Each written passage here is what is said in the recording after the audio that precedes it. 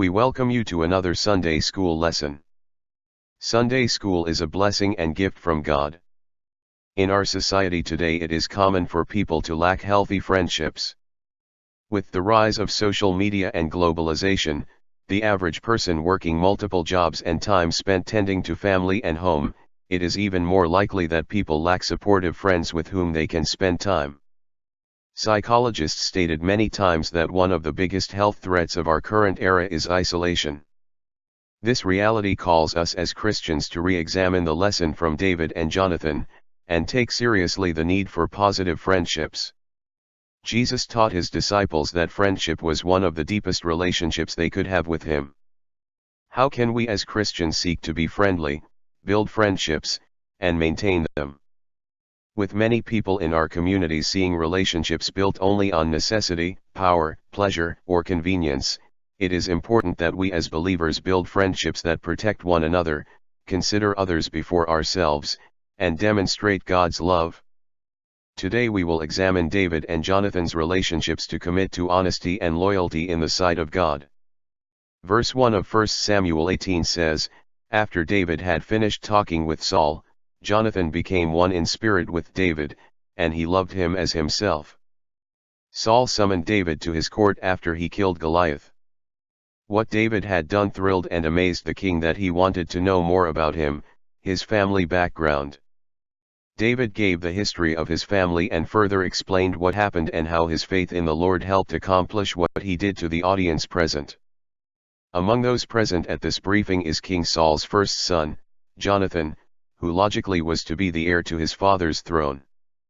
We first met Jonathan in 1 Samuel 14, he is an amazingly courageous young man of faith who initiated a one-man war against the Philistines.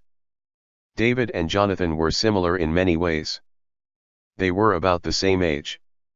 They were both very courageous young men with great faith in the living God, both had genuine relationships with the Lord God of Israel. Jonathan is so fascinated by David's story and accomplishment that both were spiritually and emotionally attracted to each other. There was an immediate, strong bond of love between the two, and Jonathan loved him as himself. Verse 2 says, "From that day, Saul kept David with him and did not let him return home to his family." David's victory over Goliath and his friendship with Jonathan brought about a change in David's status. Saul selected David for a place in his court. King Saul valued David's contributions to his court and to his military, so he required David to stay close to him. David would no longer be a shepherd for his father's sheep. Verse 3 says, "And Jonathan made a covenant with David because he loved him as himself." At this point, Jonathan and David sealed their friendship with a covenant or an alliance. We know that this covenant lasted because even after Jonathan's death and David ascended to the throne, David showed kindness to the family of Jonathan for his friend's sake. More importantly, this covenant was never violated by either man. According to custom, Jonathan was heir to the throne, yet David had already been anointed by Samuel to become king after the death of Saul. At some point during their friendship, Jonathan learned the truth that David would be the next king of Israel, 1 Samuel 23:17.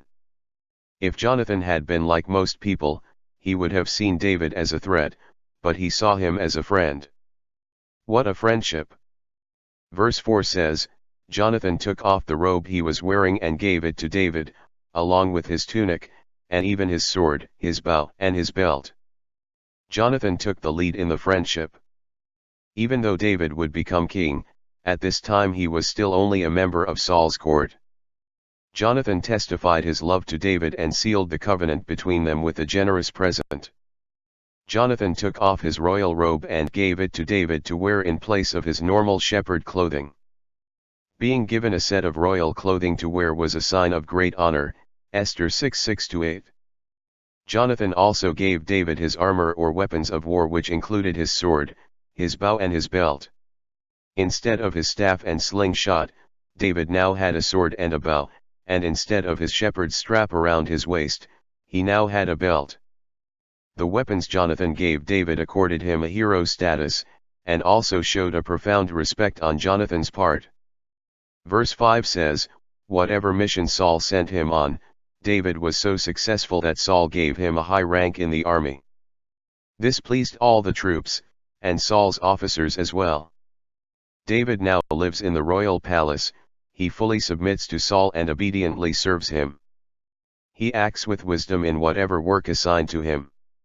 He is successful in everything he does, and Saul promotes him and gave him a high rank in the army.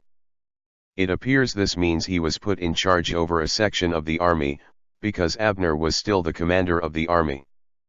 David, though still very young, grew quickly in ranks. All the people, from the troops to Saul's servants, accepted him as their commander. David became very popular among the people, and they praised him. David was becoming more popular than Saul, who became envious and angry. Saul also knew and was nervously afraid that David would one day replace him as king instead of his own son. Consequently, he tried several times and many ways to kill him. Saul's attempts to kill David, more than 14 times, occupy a great part of the rest of the book. Verse 1 of chapter 19 says, Saul told his son Jonathan and all the attendants to kill David. But Jonathan had taken a great liking to David.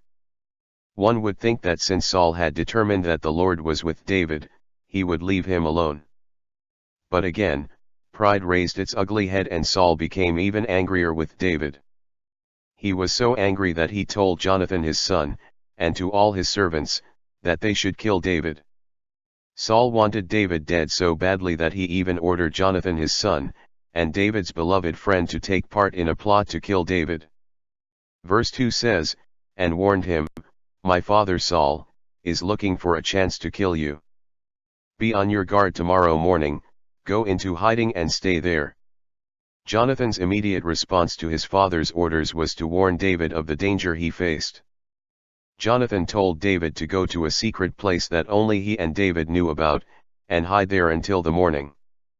Jonathan could not be sure if Saul's servants would be so envious of David and execute the king's orders or not. Therefore, he took great care to make sure David would be safe until he could come to him the next day. The covenant that Jonathan made with David kept him from obeying his father's orders. But this put him in a difficult situation. Choosing to help his friend and disobey his father could lead to whatever punishment the king wanted to give his son for such rebellion. However, Jonathan's love for his friend caused him to honor the covenant with David and protect him. Verse 3 says, I will go out and stand with my father in the field where you are. I'll speak to him about you and will tell you what I find out.